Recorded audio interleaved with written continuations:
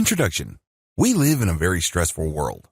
You probably don't need me to remind you of that fact. Why are we so stressed out? Why do we feel so much pressure? Why does it seem like contentment and peace are so hard to find?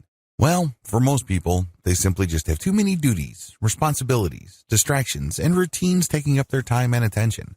If you were to slice and dice and dissect your daily schedule, you probably would fit into this category as well. There's just so much that you have to cram into your mind every single day. It is no surprise that a lot of people develop the following symptoms of stress. They have short attention spans. When they read stuff online, they can barely pay attention until another item shows up on their Facebook timeline, and they forgot about the stuff that they were reading before. They don't really read materials, they just scan. That's how short most people's attention span is. Next, stressed out people overreact emotionally. It seems like everything that you perceive or become aware of is some sort of judgment or is somehow, some way related to you. You personalize everything. Everything's personal. And it's no surprise that you tend to react emotionally. This may be due to the fact that you're stressed out. You may be reading too much into things. But unfortunately, once we open our mouths, we end up hurting people. We end up making decisions that we come to regret later on. Another symptom of too much stress is simply a lack of patience. You don't feel like you want to stick around for anything. This is a very serious problem because it can lead to road rage if you're stuck in traffic. This can lead to violent disagreements with friends and family members. You might hurt your relationships because you simply have grown impatient in dealing with people. People are people. It often takes time for people to get their act together. Finally, you get this generalized sense of anxiety and frustration. You can't quite put your finger on it, but you feel that something is missing in your life. You feel that something is just not right. Not surprisingly, it's very hard for you to find peace and contentment. It seems that at any given second, something wrong might happen. It may lead to you losing money, or it may lead to you suffering from some sort of illness. Whatever the case may be, something's off. Something's not right. Rarely do you feel that if your world is perfect. It is no surprise that, given these symptoms, the Western world suffers from several systemic dysfunctions. In the Western world, there are high divorce rates.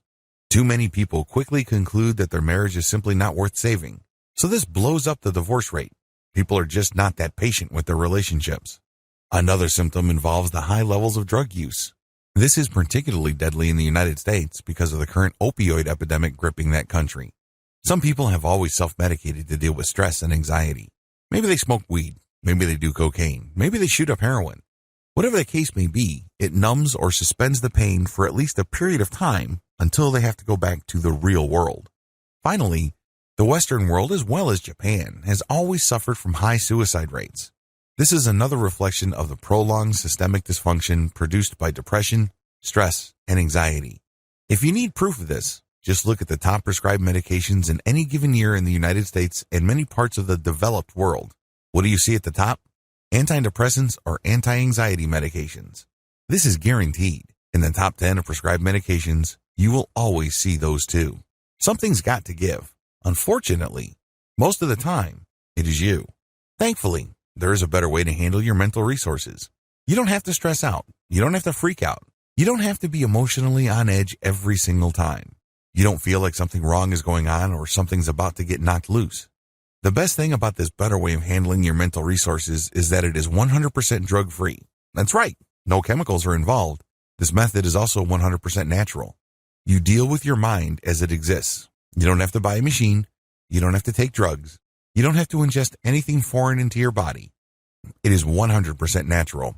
It works with how your mind works. It is also 100% conscious. You're not going to hypnotize yourself. You're not going to be under the mental control of another person. Finally, this system enables you to remain in 100% control of your mind. You call the shots. You pick the method, and you work with it. It works on your schedule, on your terms, and based on your needs. Sound awesome? Wouldn't you like to try this better way? Are you sick and tired of the regular ways you deal with stress, anxiety, and the daily strains of modern living? Well, here's the answer. Meditation.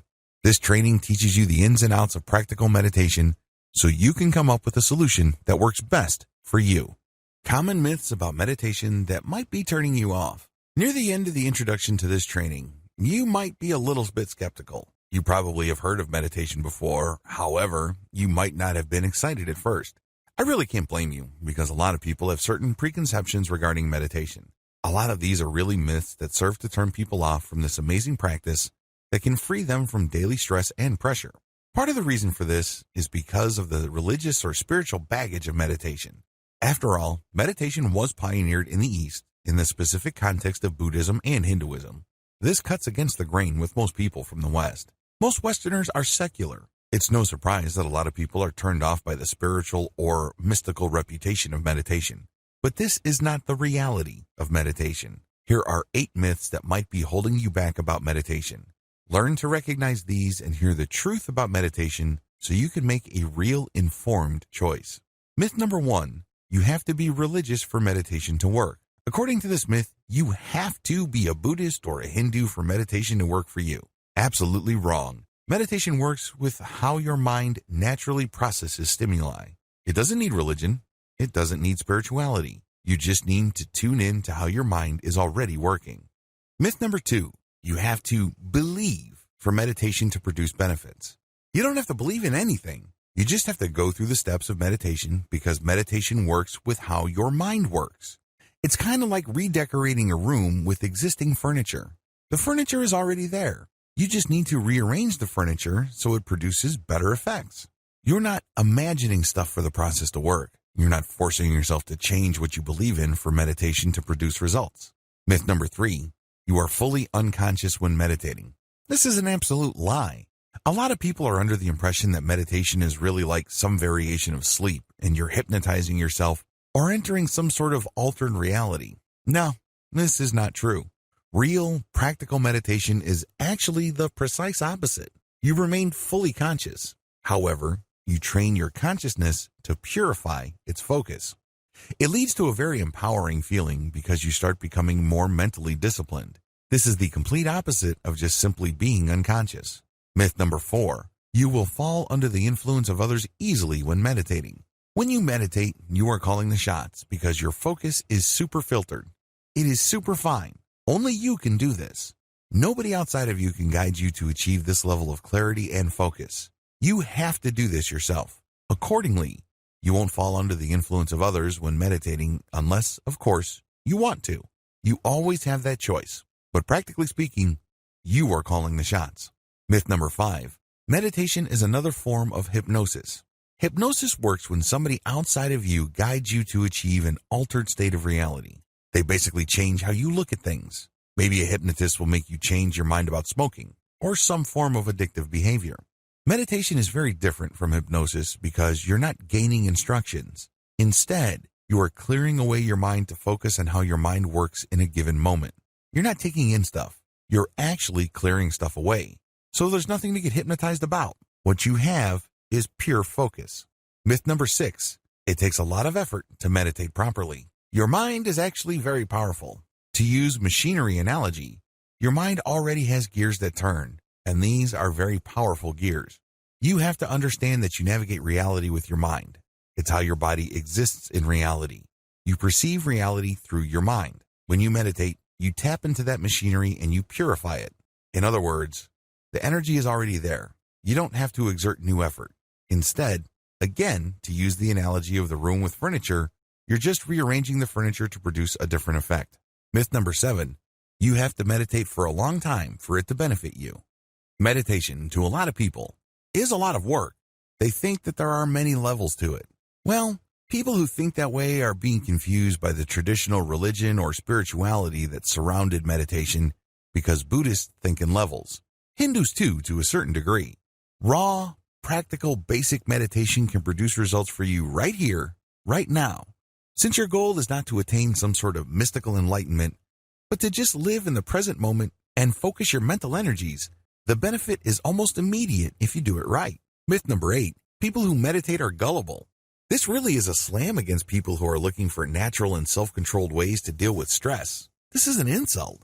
The truth is, even if you are the most skeptical person in the world and you really have a tough time believing anything, if you just focus on the mental processes that you are already engaged in and direct it to a more natural alignment, you don't need to be persuaded of anything. It just works on its own. All of the 8 myths above will trip you up. Learn how to spot them in terms of your belief system. Let me tell you, what I'm going to teach you about meditation will not benefit you in the least if you hang on to any of these myths. Get out from under them and start enjoying the benefits you've been looking for. You need to start with as clean of a slate as you can. So make sure you go through your personal, mental, and attitude laundry list and clear out any of the myths above or anything related or similar enough to these myths. Otherwise, meditation may not work out for you. Meditation in a nutshell. What is meditation? We've already established in video 1 that it is not some sort of metaphysical, spiritual, or mystical state that you enter. It's definitely not some sort of attempt to achieve some sort of alternate reality or navigate some sort of spiritual truth. Instead, meditation works with how your mind already operates. The bottom line is, if your mind did not have a self-correcting system to achieve some sort of balance or some sort of inner peace at some level or another, you would have gone crazy a long time ago. That is the bottom line. Meditation really all boils down to getting in touch with that and becoming more aware of that machinery so you can call it into action when you need it and on your own terms. Your mind is a very powerful biochemical machine. It has all sorts of gears and processes and systems. Meditation just simply taps into this amazing interconnected network of internal systems that manage your personal reality to make the system work for you instead of against you. The cloud analogy. To get an understanding of how these systems work, I need you to imagine that you are looking at the world from 500,000 feet. At that distance, the world is a globe. You can see the clouds at the surface, and you can see some storms. And when you sink deeper, let's say to 200,000 feet, you can see the storms up close. You can see the lightning. You can see the movement of the air. You can even see the surface of the waters. You can see the heat of the deserts. There's a lot of commotion. There's a lot of stress. But when you sink another 200,000 feet, you can see everything up close and personal. There's a lot of turbulence. Then you sink another 500 feet into the ocean. It starts getting calmer. You can still see some patterns from the surface, or if you dig into the earth, you can see some mild disturbance. But when you get to the core of the earth, it's surprisingly stable. In fact, it's a molten core. It rarely moves. It's just liquid because of all the heat and pressure from the surface. But it is very, very stable in the center of the earth. Your mind is the same. When you drill down enough, things get calmer and calmer, despite how traumatic, turbulent, and stressful the surface areas of your mind become. When you get to the core, you can take a lot of comfort from the fact that it will always remain calm. It has to be this way because, as I said earlier, if humanity did not develop in such a way that our minds have some sort of self-correcting system that's always stable, we would have died as a species a long, long time ago. Meditation is all about getting to your core. Practical meditation is all about getting to that inner core. It's all about getting to that part of your mind that is always at peace. It has these mechanisms that ensure that you keep going back to this sense of peace. Believe it or not, really stressed out people who are going through a living hell as far as their emotions, their relationships, their career, their finances, and everything else in their life, actually have a calm inner core. Unfortunately, that's just buried in all the stuff that's taking up all their mental energy. But it's not going to go away. It's always there. You are programmed by biology to have a calm inner core. Otherwise, you would have gone crazy a long time ago. The bottom line is simple. Meditation is all about living in the moment. That is where we reconnect with our calm inner core. Here's the twist though. Meditation is an art, not a science. If meditation was a science, like some sort of equation that you just plug in variables into and you will get the same predictable result, then we wouldn't be here. But unfortunately, it is personal in nature because you have to go through the process of making choices to clear up your mind so you can lock in on the present moment. That's how you reconnect with your deep, abiding inner core of calm and serenity. Now, with that said, although meditation is an art and not a science, it's been scientifically studied thoroughly. In fact, there are at least 200 peer-reviewed, hardcore scientific studies of meditation. A lot of this was done in the 1970s. Meditation has a lot of scientific benefits. I will go into that in the next video. But don't think that what I'm going to be teaching you is some sort of an experimental or completely new method. No, its effects have been known for quite some time. In fact, in many parts of the world, it's been practiced for at least 1,000 years. The top 10 benefits of meditation. If you're going through this training, chances are you already want to try your hand at meditation. There's a high probability that you probably already know some, if not all, of the 10 major benefits of meditation. Just to be sure, if you're still in any way, shape, or form on the fence regarding this practical and all-natural way to relax, here are just the 10 major benefits of meditation. Please note that the actual list of meditation's benefits is quite long. These are just the most commonly reported benefits. Benefit number 1, it slows down your mind. Part of the reason why people are so stressed out is because they have 1,000 things on their mind. They're just so focused on so many things at the same time that they spread themselves too thin. They're not very patient. They don't have much focus, and it's very easy for them to drop the ball. It's very easy for them to spend day after day thinking that they really haven't done much with their time or the opportunities presented to them. By learning how to meditate on a practical basis, you slow down your mind. You're able to focus and appreciate one thing at a time. This is not a step back. In fact, this is a great way of reclaiming your ability to focus and control the many different areas of your life. Benefit number 2, it relaxes your mind. Focus is one thing, relaxation is another. Please understand that these are two totally different things. You can be focused on something that really stresses you out and take care of the problem. However, once the issue is done, you may still be tightly wound up. You may still be stressed. Meditation enables you to completely relax your mind. It is a great way of not only taking off stress, but also relaxing your mind. You get inner peace. You get serenity. Benefit number 3, it relaxes your body. There's a tight connection between your body and your mind. The less stressed your mind becomes, the more relaxed your body gets. These two are strongly tied to each other. By working on your mind, you go a long way in relaxing physically. Benefit number 4, you gain perspective. Part of the reason why people are so stressed is because they think that they're jumping from one emergency to another. They are literally caught in the end of the world every single crisis. It's as if they're putting out one fire after another. Well, it turns out that most, if not all, of the things that you're stressed about are nothing to stress out over. In the big scheme of things, they are really small potatoes.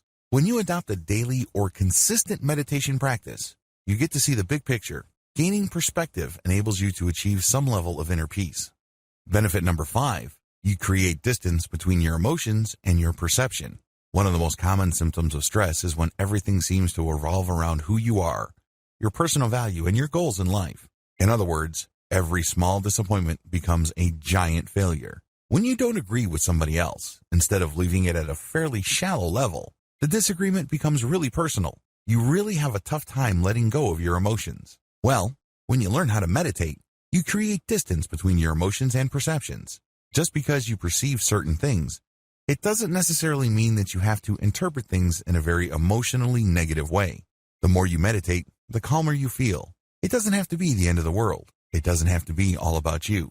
Life doesn't have to involve a tremendous amount of unnecessary drama. Benefit number 6, your focus increases in power. Where your focus goes, energy flows. Unfortunately, if you're stressed out, it's very easy for you to try to focus, but there's really not much power left. You can't muster the willpower needed to get stuff done, regardless of how much you think you've set your mind to something. At some level or another, something is tapping your energy. It's just leaking out of you, and you really can't, for the life of you, focus like a laser. When you learn how to meditate and control your mental processes, your focus grows in strength. You are able to target specific tasks with your willpower. When you do this, you become a more effective and productive person. Benefit number 7, your focus increases in clarity. Just as focus involves willpower, focus also involves clarity. Things start to make sense. Things fall into place. Unfortunately, if you're under a lot of pressure, it's easy to suffer from brain fog. Everything looks the same, everything is fuzzy, and it's hard for you to tell which is which. You don't even know what your priority should be or not. It is no surprise that regardless of how much focus stressed out people try to put on certain tasks, they can't get anything done. It's as if they try to impose their willpower to do certain things, but it turns out that they're doing the wrong things at the wrong time to produce the wrong results. They end up chasing their tails. When you meditate, your focus not only grows in strength, but it also grows in clarity. You start using your values as your filter as to what to focus on. This can have a tremendously positive result on your productivity as well as your sense that you are able to make things happen in your life. Benefit number 8, it lowers your blood pressure. In research study after research study, scientists have discovered that consistent meditative practice actually lowers blood pressure. This is a big deal because there is a cardiovascular disease epidemic in the United States and other developed nations. As people live more and more sedentary lives, heart-related issues are killing more and more people. If you meditate, you tend to naturally lower your blood pressure, and this can possibly prolong your life. Benefit number 9, it can speed up emotional healing. If you have a tough time forgiving people, By learning how to meditate, you can gain emotional distance from painful or anger-induced memories. Sooner or later, you are able to see things in perspective, and this puts you in a position to forgive. Now, this doesn't necessarily mean that if you meditate, you will automatically forgive people who you feel have done you harm. That will still be your choice. However, when you meditate, you start viewing things in perspective, and it's more likely that, if you want to, you can forgive and move on. This can go a long way in helping you heal emotionally. Benefit number 10, can bolster psychological repair. I wish I could tell you that all of us came from ideal childhoods. I wish I could tell you that we all had great pasts, and that we've always hung out with great people and we've always had amazing times. It would be awesome if we all came from nurturing, loving relationships and families. Unfortunately, that's not true. There are a lot of us who have suffered psychological wounds and are having a tough time recovering. When you meditate, you tend to gain perspective. This enables you to put yourself in the position to start looking at the past as well as the present consequences of your past with a fresh set of eyes. If you feel that you've been victimized, if you feel that you've been harmed in the past, it doesn't necessarily mean that you have to continue looking at yourself the same way. Again, just like with speeding up emotional healing, meditation only puts you in this position. You still have to choose this benefit. This doesn't happen automatically. Keep the 10 benefits above in mind if you're still hesitating or feeling apprehensive about meditation.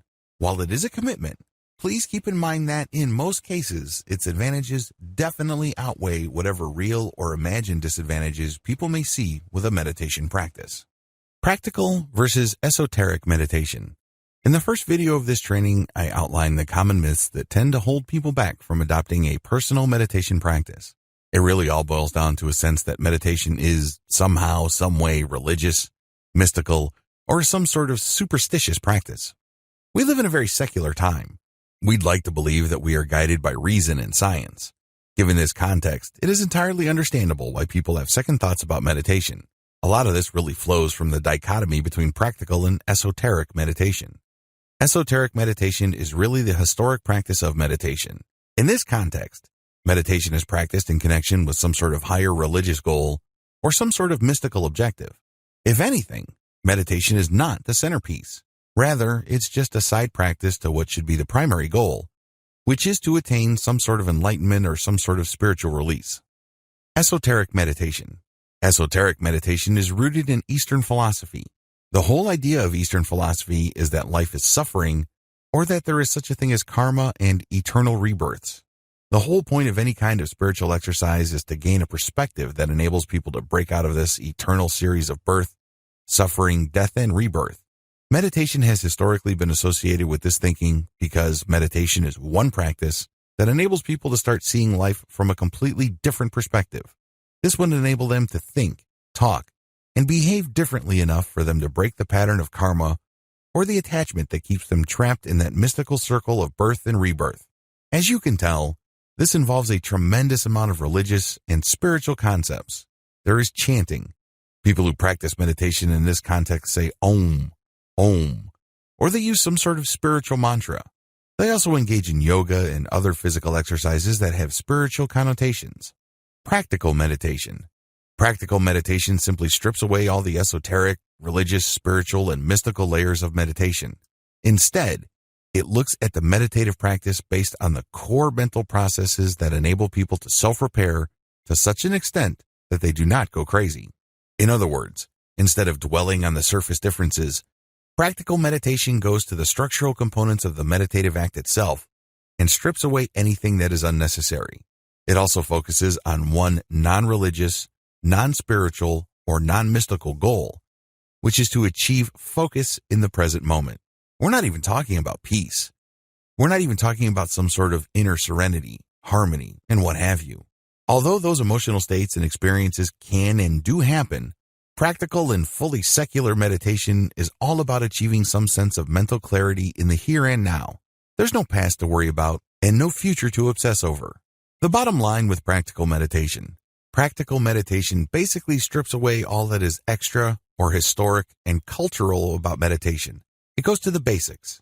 The basics really boils down to learning how to focus on the present moment. Nothing before, nothing after. It's all about right here, right now. Using that, we get a tremendous amount of benefits, as outlined in video 3. Conclusion.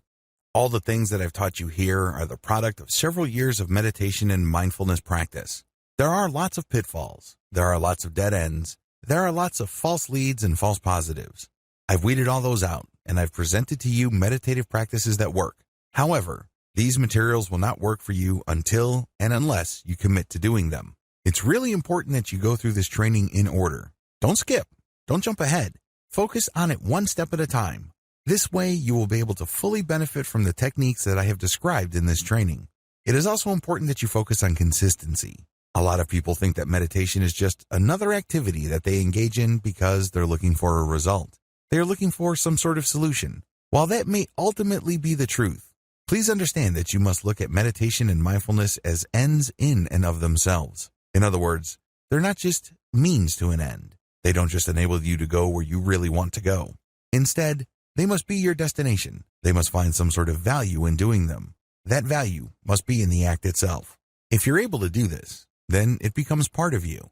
It becomes part of your personality in addition to your daily routine. You will then be able to put yourself in a position where you will level up your ability to focus, stay in the present moment, achieve emotional distance and emotional clarity. Ultimately, it's all a choice. You have to exercise that choice. You have to be responsible for yourself, your thoughts, and your actions. Do it today. One of the most common problems I've noticed people experience with meditation is the fact that they feel that they would be able to do it only when things are right. They feel that they have to feel a certain way. They think that certain conditions have to be present in their life for them to do this. What you're doing is you're just giving yourself excuses to not start. I'm telling you, if you don't even get yourself to start, you are failing.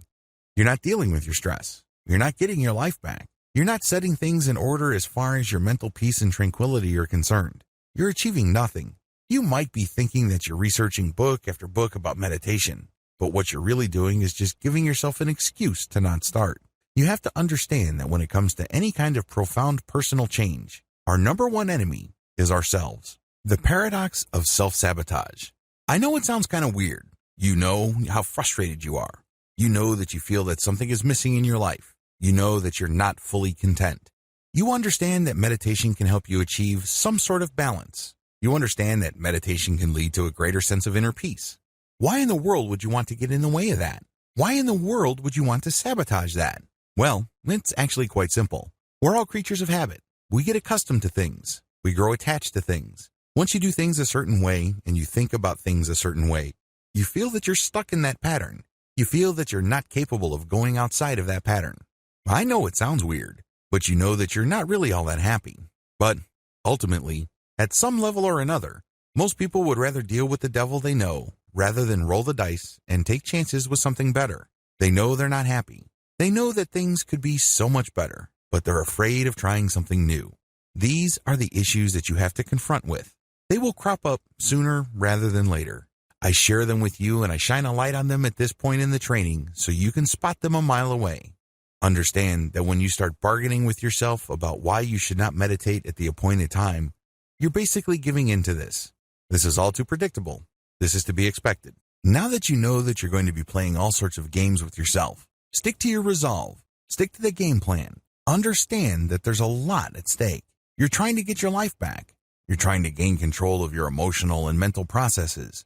You can be so much more productive, and you can be so much more effective if you overcome your old patterns.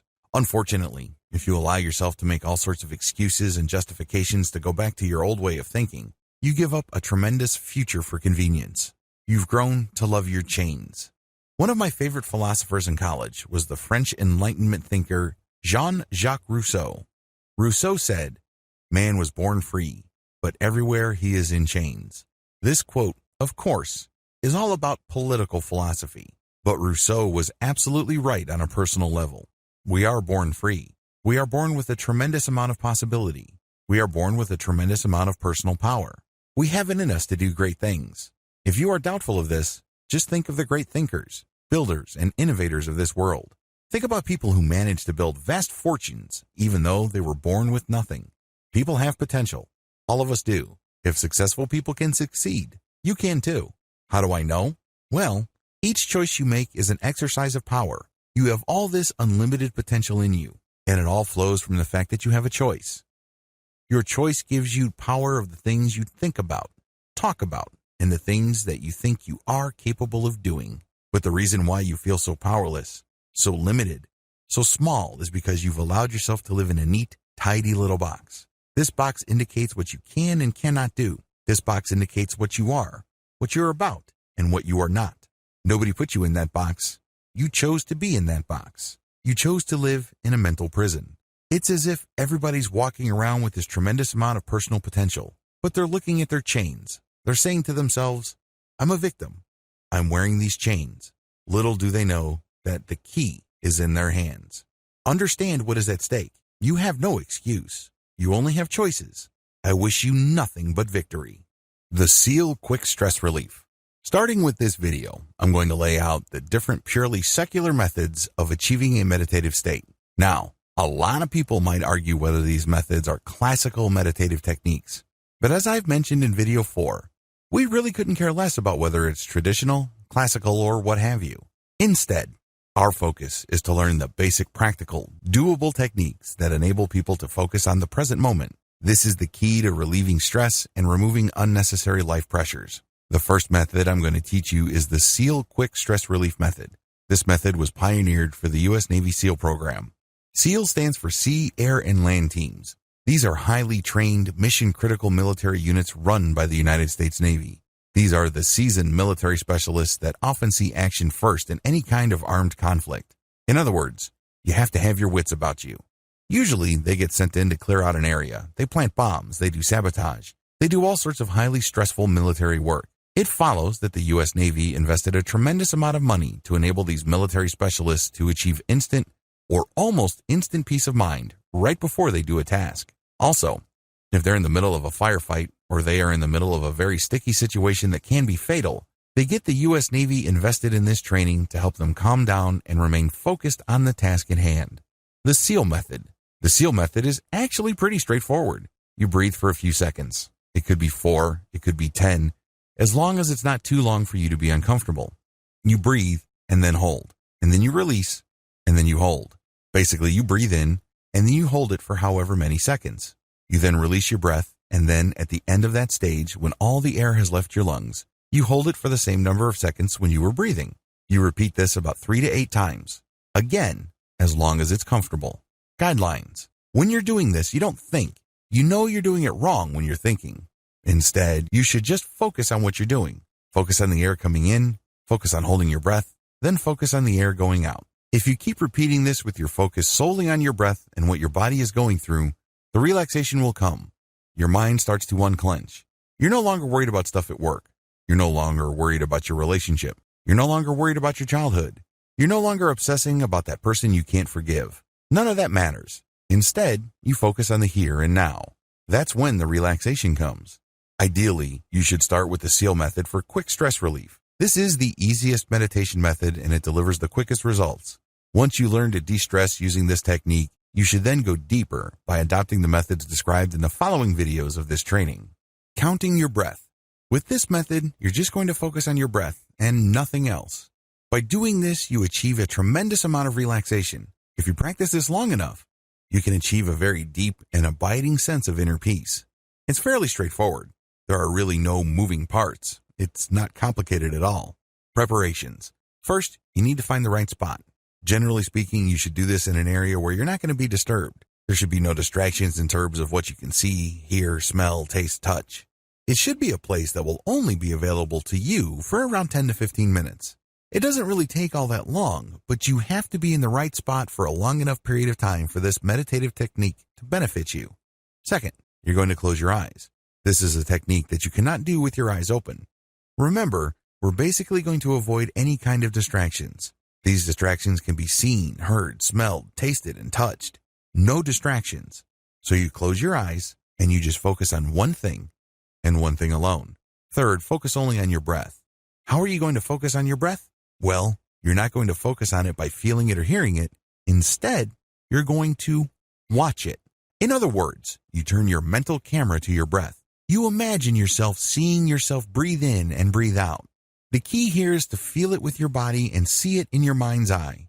Eventually, these two sensations will line up. So it diverts your attention from the stuff going through your mind as well as the stimuli that your body is picking up. Instead, everything is focused on your breath. Your conscious attention is focused solely on your breath. You breathe in slowly and you breathe out slowly. Everything is focused on the area of your body where the breath is coming in and going out. The key here is to not control your breath. The key is to not be self-conscious. Instead, you're just paying attention to this natural flow. When you feel that there's a strain in your lungs, you're doing it wrong. It means you're being self-conscious. It means that you're trying to force things. This should not be forced. It is actually effortless. You're just basically turning that mental camera that you have from obsessing about all these stresses or drama happening in your life to just focusing on your breath. That's all it will be focused on. And if you keep this up long enough, you will become very, very relaxed. It leads to a tremendous amount of inner peace. However, let me tell you, in the beginning, it's going to be quite difficult. You might even feel bored. You might even feel like you're wasting your time. It's because this is something new. Your mind is not used to thinking this way. After all, your mind has grown accustomed to thinking about 1,000 different things at once. It's used to using up a tremendous amount of energy. Now, you're using very little energy and you're focusing on only one thing. As you can imagine, that takes some getting used to. The good news is it's worth doing because the calm and relaxation that you get will be priceless. Present sense mindfulness. With this technique, you focus on what you see in front of you. In other words, you're going to be meditating or practicing mindfulness with eyes wide open. You're just working with your awareness. You're training your awareness on one thing and one thing alone. Steps to present sense mindfulness. The first step is to practice the breathing patterns that you learned in video 6. Focus on your breathing until you achieve a sense of relaxation. You do this with your eyes wide open. You can do this in a room with no other people, but there are objects in the room. You do this with your eyes open. Ideally, you shouldn't do this in any place where there are loud noises or music. Next, you're going to focus on an object in front of you. It can be a tree, a park bench. It can be a house. It doesn't really matter. What's important is that you put all your focus on that one item alone. The key is to look at that item. You're not out to enjoy it. You're not out to judge it. You're definitely not out to analyze it. Instead, you're just looking at it. The key here is to see clearly. You're going to basically be looking at all the details. It's not like you're searching for something. Instead, your job is just to take it all in. It is kind of like taking a very thorough, high-resolution snapshot of that item that you've chosen to look at. Next, once you have determined that you have seen all there is to see about the object, the next step is to pay attention to what that object would smell like, taste like, feel like in terms of texture, and what it would sound like. In other words, you sense it in 3 dimensions. You take it in with all your senses. This enables you to lose your focus on everything else. When you do this, your mind is being filled with the stimuli of that object and that object alone. You have no space left for stuff you have to worry about at the office. You have no mental resources left for that time when your best friend stabbed you in the back or did something that made you hold a grudge for a long time. All that stuff gets pushed out. Instead, you're just cramming all the sensory data that you are willfully taking in based on that object that you have chosen in front of you. This enables you to lose focus on everything else and focus on that thing in front of you. This enables you to reset how you normally focus on things in your life. The reason why you're so stressed out is because you're hanging on for dear life onto so many different things, and they layer on top of each other. And at the end of the day, all this willpower and this mental energy is just basically wasted because you're hanging on to so much stuff. When you practice this meditative technique, you push a reboot button for your mind and let go of all that stuff that you're clinging to. And instead, you just fill it with the stuff that you take in and that you flush out. Eventually, this leads to mental hygiene because you will develop the mental discipline to zero in on an issue or a set of data for however long it takes to produce. Let's say at work or in an argument or even dealing with a relationship, and then let go. Watch your emotions like clouds. Once you have done the previous meditative practices, the next step is to meditate in such a way that you let go of emotional attachments. Let's get one thing clear. Part of the reason why we're all so stressed out and anxious is because our memories are not emotionally neutral. When we perceive certain things, we tend to react a certain way because we have been trained by past experiences to respond that way. What if I told you that in many cases, we respond in a very unproductive and downright negative way? We could be responding in more neutral or more positive ways, and our lives could be more productive. Instead of wasting a tremendous amount of emotional and mental resources feeling negative, angry, frustrated, guilty, upset, you name it, We can focus more on feeling appreciated as well as content. It's all a choice. But unfortunately, if we hang on to these past memories and we judge them in a predictably negative way, we lose sight of the fact that we can always choose our judgments. We feel that our negative analysis is just who we are. It's part of our identity. It's part of our personality. Well, it isn't. It's always a choice. With this technique, you gain some freedom from the emotional roller coaster ride that you feel just takes you to negative territory like clockwork. Here's how it works. Step number 1, count your breath. Go back to the earlier video where I taught you how to count your breath. Watch your breath. Count it. Focus on your breath. At a certain point, you will relax. You can use the SEAL method, or you can use the more intensive breath counting and watching method I discussed earlier. Whatever the case may be, keep doing it until you sense relaxation. Step number 2, close your eyes. Once you feel that you have reached a certain level of relaxation, close your eyes. Everything should go black. Allow yourself to relax even deeper. Allow yourself to slow your thoughts down. Just focus on the calmness of the darkness. There's nothing to prove here. You don't have to be somebody that you're not. You have nobody to impress. This is just you and your thoughts. It's just calm, pure darkness. No light, no color, nothing to get worked up about. Step number 3, focus on your thoughts. Once you have relaxed, pretend that you are in some sort of movie theater and you're sitting back and you're seeing scenes. These are your thoughts. When you assume that perspective, you would realize that you're thinking a lot. If you're a normal person, a lot of mental images flash through your mind. In fact, we go through so many mental images, oftentimes we're not aware of them all. So sit back and just see your thoughts play out. Step number 4, make sure not to judge or analyze your thoughts. Here's the thing that you will be doing differently. Most people have no problem seeing mental images flash through their mind. But the problem is, once that happens, they get all emotionally caught up. For example, you had an ex who cheated on you, stole from you, or otherwise did bad things to you. How do you think you would feel when you see something that reminds you of him or her? You probably don't feel all that good. Now with this technique, when the mental image or the picture or the likeness of your ex comes to your mind, your rule is that you let the image flash, but you will hold judgment. You're not going to analyze it. You're just going to acknowledge that this is the image of my ex, this is the image of my boss, this is a scene from my childhood, this is a scene where I was let go at work, this is a scene at jail. Whatever the case may be, you're seeing all these mental images, but you're not judging. You are acknowledging. It's very important that you know the distinction. You're not engaged in pretending to not see something. For example, if there was a fire in your childhood, you're not going to say, well, this was a happy moment in my childhood. No, this was a fire in my childhood. But this is going to be different from this is a very traumatizing childhood memory that basically destroyed my life because I lost both parents. Do you see the difference? There's no judgment here. You just say, this is a fire that happened when I was a child. It's stripped out of all emotional baggage. It's stripped out of all emotional trauma. Acknowledge and describe in a very objective, flat, and neutral way. This is not going to happen overnight. If you are carrying around a very heavy weight, maybe child sexual abuse, maybe you were unjustly punished. Whatever the case may be, you just need to focus on what you see. Do not judge. Do not analyze. Just acknowledge it and then move on to the next step. Step number 5, let your thoughts pass like clouds.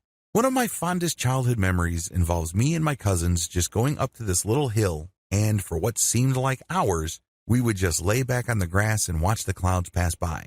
My cousin would say, that's a bicycle. I would say, no, that looks more like a dog. There was, of course, no right or wrong answer. Everyone's entitled to their opinion. Every person's guess was as good as all others. It was a lot of fun because we were exercising our imaginations. We were, after all, just watching clouds pass by. There were countless clouds before them, and there will be countless clouds after them. They are here one moment and gone the next. I want you to do the same with your thoughts, but let them pass like clouds. Just like clouds, your thoughts just pass through. Let them pass. Don't deny them. Don't pretend they are something else. Don't argue with them. Don't bargain with yourself. Just observe the thought clouds honestly. In other words, when the mental image flashes, acknowledge it. For example, this is a fire that happened when I was 3 years old. This is an image of my parents about to leave for the United States when I was 3 years old. Whatever image you have from the past, strip it of all emotional judgment or analysis. Make sure you empty the mental image of any emotional content that might trip you up or set you off into an emotional analysis. Compare this. This is the fire that happened when I was 3 years old. 2. This is that devastating fire that made my family homeless for 3 years. My father was very angry during that fire, and he has not stopped being angry since. We lost it all. I was only 3 years old. See the difference? The first case involved just describing the facts, nothing more, nothing less. The other case includes a lot of analysis and commentary. These lead to you getting thrown off track. Learn to spot the difference. Recognize the point when you stopped objectively describing and started emotionally reacting. It doesn't make it any less real, mind you, but you're just acknowledging it because we're not engaged in self-delusion here. We're not trying to trick ourselves or hypnotize ourselves into thinking that these events, which ultimately are very traumatic and hurtful, did not happen. Instead, you're just acknowledging. And then the next step is what makes it really powerful. When you acknowledge, you then let it pass like a cloud. Just like a cloud, it's going to zoom over your head. It's going to linger slowly, depending on how strong the wind is. But you just let it pass. Eventually, it will pass. Step number 6, enjoy the emotional distance. When you repeat this over several weeks, you start noticing emotional distance. Mental images, memories, or what have you, that used to throw you off track no longer do. Maybe there was a memory that used to make you cry like you were on autopilot. Now you don't do that. You just say, well, that happened to me when I was 4 years old and my housekeeper was in that memory. Then you let it pass. Well, that happened to be, and my boss said something and I was let go and I found another job. You let it pass. Well, that was my best friend and my ex-girlfriend. You let the memory pass. You do this over and over again, and the more successful you become at it, the greater the emotional distance. Eventually, all that stuff that used to drag you down and hold you back is left in the past. Congratulations. Meditation best practices. Meditation is like working out. When you work out, you put a lot of stress on your muscles. That's how they get bigger. That's how they get leaner. That's how they get stronger. The same applies to your mental muscles, because that's what meditation is. It's a mental workout. Physical muscles get soft if you don't challenge them or you don't put pressure on them. With meditation, you're going to challenge and put pressure on your mental muscles. Believe me, it is quite a workout to let a mental image just pass over your head like a cloud without judging it. For example, there was an episode of your childhood that used to burn you through your core because it was really humiliating. It was disgusting. Whatever it was, it takes effort to do that. But that's how you challenge your mental muscles. And the more pressure you put on it, the stronger it gets. Practice daily. The good news here is that you don't have to spend all day meditating. In fact, if you're doing that, you're overdoing it. That's probably going to do more harm than good. Instead, focus on spending no more than 15 minutes a day. With meditation, a little bit of consistency goes a long way. So focus on your meditative practice for no more than 15 minutes every day. 15 minutes is plenty. Associate your meditative state with certain stimuli. This is for advanced students. Usually, by this point, it will probably take months, if not years. But most people, if they're consistent, will reach this point.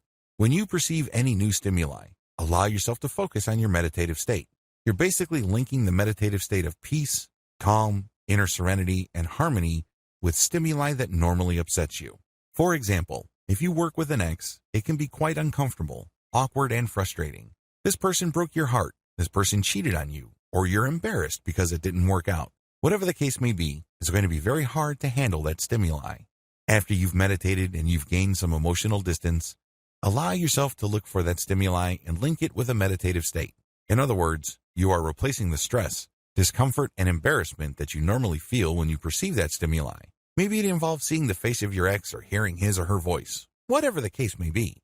Now, you're replacing it with a meditative state. The meditative state, of course, involves a sense of calm, being in control, clarity, peace, healing, restoration. So instead of that person's voice or image just stressing you out, upsetting you, now it calms you down. You say to yourself, I'm okay. There's nothing to get hung up about. I can deal with this situation, this person, these memories at a certain level, and I'll be okay. Sure, in the beginning this is going to be difficult because of your mental habits. When you were just starting out, the urge to go back to your old reactive patterns with its rush of negative emotions seems to be all but irresistible. This is the hardest part, but you can overcome. Choose to override this natural tendency, and it will get easier and easier to respond to life stimuli based on your highest values instead of your feelings or whatever is convenient or easy. The more opportunities you seek to practice your newfound power over your emotions, the stronger your mind becomes. It also makes the link between certain positive stimuli and positive emotions or positive mental states. Of course, none of this happens all at once. It takes time. Still, every time you successfully choose to focus on being calm and successfully recall the mental calmness of your meditative state, the easier it gets. The secret is practice. Interestingly enough, to get the practice you need, you actually have to seek out situations or stimuli that normally stress you out. That's the only way you can test out your ability to recall a calm inner peace. Usually, people do not need help recalling stressful, embarrassing, traumatic, or painful memories. Start there. Since these are thoughts, you have a lot more control over the thought and the outcome. Compare the above to testing out your meditative recall skills on actual people. People can be quite random. You might have a very sticky situation on your hands, and unlike memories, there's no rewind button if you end up saying or doing something that harms your relationship or takes it to a much lower level. Regardless of how you do it, give yourself the opportunity to consistently test out your ability to recall that state of mental calm, serenity, and peace. In that special space you have built for yourself within your mind, there's no need to prove anything. You don't have to be somebody else. There are no painful memories. There is no worrying future. Instead, you just have calm in the here and now.